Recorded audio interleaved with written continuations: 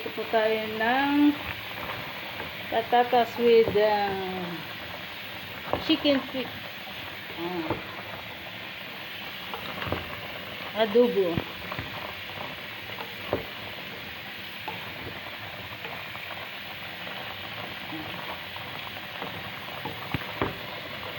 Pagkain ko lang yan kasi hindi naman nakain si Italiano.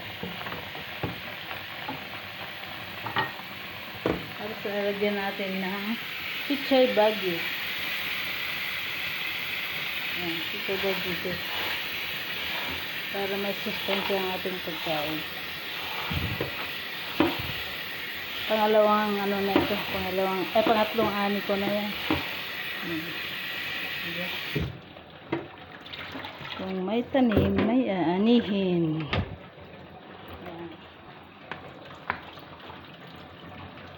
Lalagay natin yung mamaya sa